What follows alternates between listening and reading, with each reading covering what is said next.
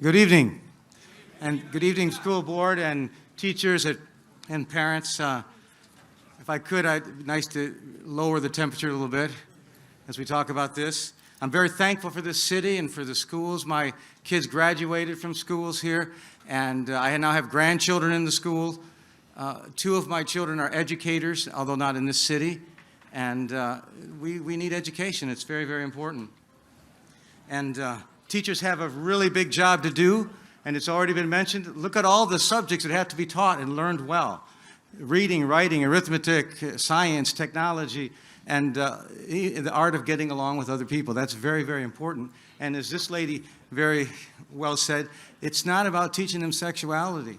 That's not really the duty of the schools. And so the teachers shouldn't be made to be responsible to teach sexuality. They're not authorized to do it, and they're not actually able to do it. And so let's keep that out of the schools. Some educators and education boards mistakenly think it's their duty to raise other people's children, especially when it comes to sexuality and gender identity. In some cities, schools are even doing things that the parents don't agree to and don't know about. When the children come to school, they're helping the child dress in a different way, according to a different sex, take on a different identity when they're at school, and then change back when they go home. Now, God forbid that that should happen here, but it's happening in real cities, in real schools in America, and teachers mistakenly think it's their job to do that. And they're not, it's not their job, and they're not helping children, and they're not really doing the responsibility that we've authorized them to do, although some people think so. Now, my daughter and her husband are both teachers. They have two little boys, my grandsons. They love their children very much. We love them, and they love their students. But they know the difference between their students and their children.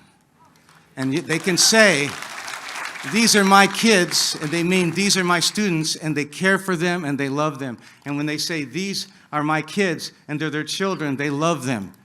But there's a difference. They send those children back to their parents, and they're not undermining the parents' tutelage and the parents' raising of them. So I just think this is a fundamental idea. I know it's like I've been in a time machine back in 1995 in another city, very similar to this. This kind of thing went on, and it's only gotten worse. So we really need to rethink this whole thing. It is not the responsibility of the school boards and the teachers to raise children in issues of sexuality. Thank you.